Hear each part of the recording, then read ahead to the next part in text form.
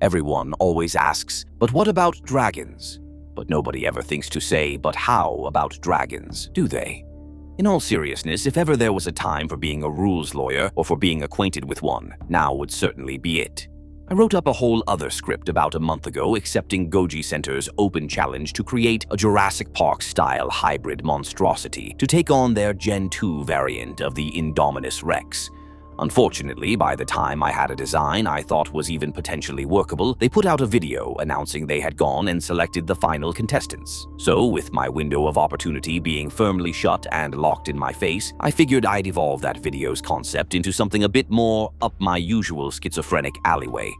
Of course, if I wanted to be all 150 shades of cheeky about it, I could just skate by on a technicality and call it a day. Given that there's no official or objective draconid taxonomic tree anyone can judge me by, and since the face of fantasy has just about as many functionally distinct design templates as it has individual depictions, I could simply conjure up a variant that coincidentally perfectly lines up with some known or extinct faunal species, but for one or two distinctively draconic features, such as fire breath, and call it a day.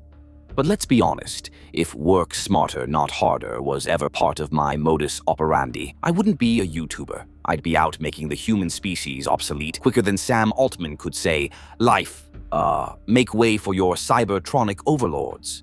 And while my original plan was to use AI to build an actionable genomic scaffold for this particular venture, I soon determined that the imaginative ceiling on the current free selection of AI models simply was not up for the task I was asking of it, and that it would be just more expedient for me to actually do all the work myself. So, put simply, I'm going to attempt to construct a workable biomechanical model for a prototypical true dragon, just as how I did for the Faunadere, or Animal Girl, last time. And this, thankfully, does at least have a morphological consensus, more or less, if not so much a technical definition.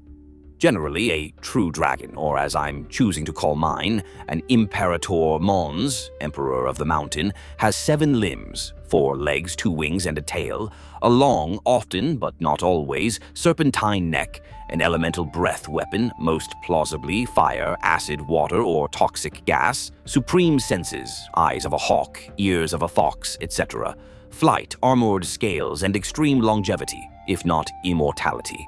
Now, if that all sounds like an extremely tall order to you, congrats on having a third functional brain cell. But in all seriousness, I'm sure I don't need to tell most of you that there's a few imperious reasons of the mathematical variety for why nature has never begotten the likeness of the monstrum rex. First and most obviously, because in fiction most non-human creatures exist to provide either support or dungeon fodder to the human protagonist. But in nature, as another one of 200 million-ish species of animal battling for a spot on the evolutionary scoreboard, a Draconis primus needs to be able to reliably pass a series of 4 survival checks. Failure on any one account for any one of 1,000 reasons being as deadly to the whole draconic lineage as any number of magic swords or arrows. First and foremost, it needs to be able to secure enough energy and nutrients to sustain its biochemical processes. Though the nice thing about this is that, depending on just how much we want to play with the definition of life, which I've hitherto described as a complex cellular system that's independently capable of perpetuating and procreating itself, the actual mechanical apparatus tend to be fairly agnostic about just what form that motus impetus takes. Be it chemical or electrical makes little functional difference, just so long as all the right switches get flipped in the correct order. Which may sound like the scientific equivalent of flavor text, but trust me, it'll become extremely important in a minute. However, for right now, our beast's second marathon hurdle, once its immediate survival needs have been accounted for, is to locate the means of procreation, which, for a multicellular life form, means finding another of its kin with whom to fuse their core composite elements to form a novel being. And for the males, it also means being able to consistently fend off rivals of its own kind.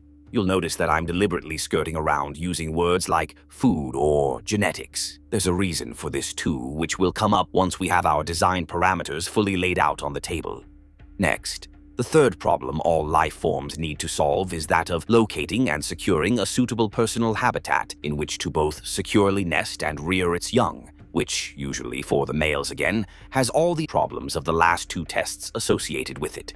And fourth, for a predator, that is, something that relies on killing other animals to survive, The need to feed obviously comes packaged with not just the ability to locate a potential meal, but also the capacity to reliably approach and attack said target in a manner that exposes the hunter to as little return risk as possible.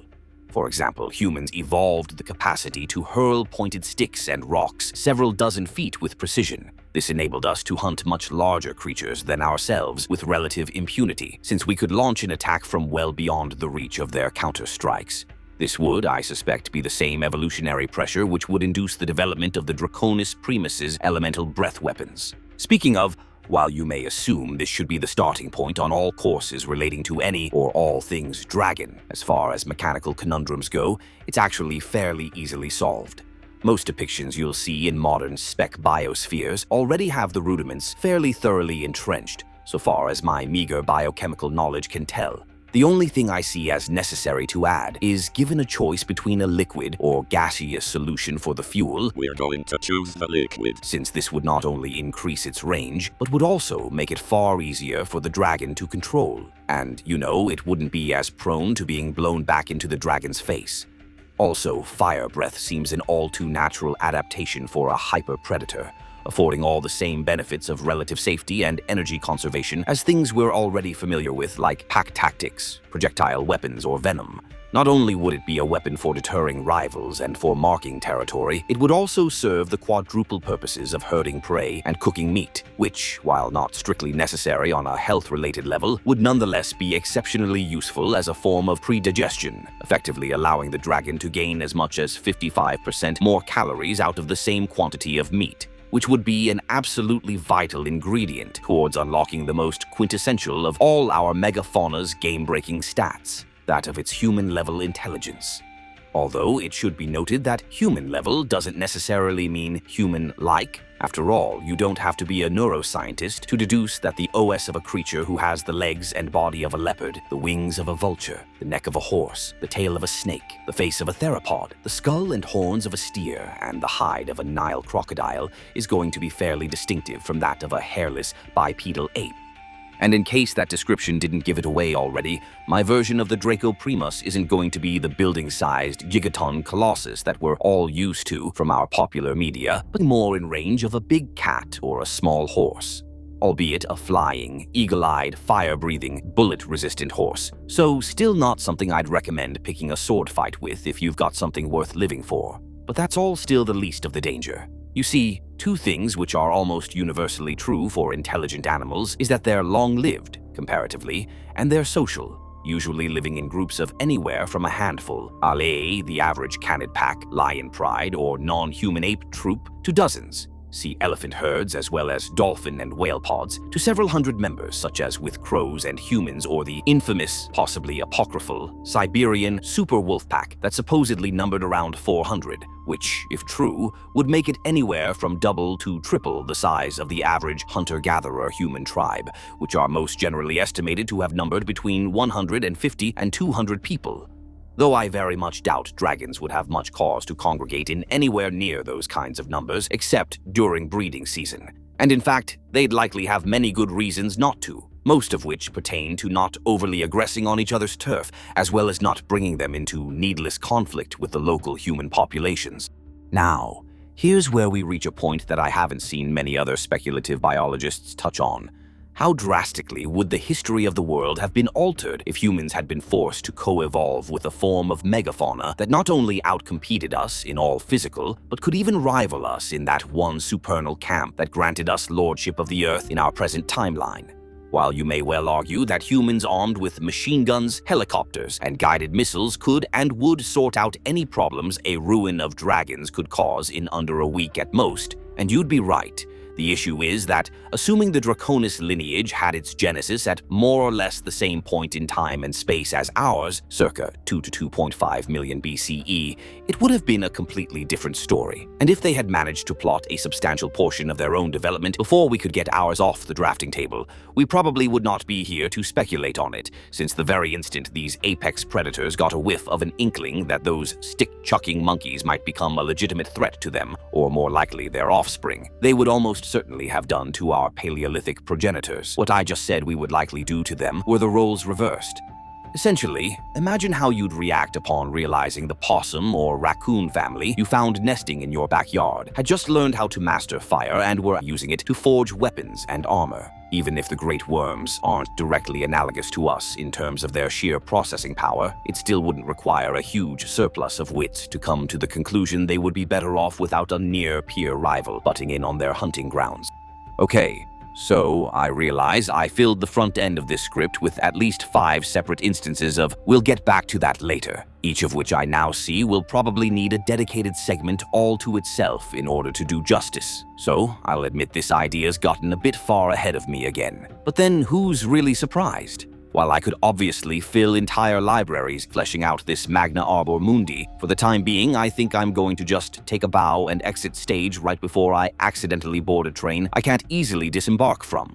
So, what do you all think about this? Should I expound upon this some more in the future, or would you prefer I stick to more anthropomorphic adaptations? Leave all your thoughts down below. And while you're there, be sure to like, subscribe, share, etc. Apparently YouTube's just rolled out a new hype feature. Not quite sure how that works yet, but I'm sure that by the time I do, they'll have buggered their systems even more. Also, I have an affiliate link for 11 Labs, the AI voice company I use to make my scripts. In addition to text-to-speech, they also do speech-to-speech, custom voices, sound effects, and apparently they just released a new music feature. Though as of this writing, I haven't used it yet, so I'll just round this thing off by reminding you to click on the link down below to pay me indirectly. Also, I'll plug my alternate channels, books, and merch, so you can just give me the money should you feel so inclined. And after what is my longest outro to date, I at last bid you all my friends, as usual, stay safe, stay sane, and remember, you can never think too much. You can only think badly. Peace be upon you.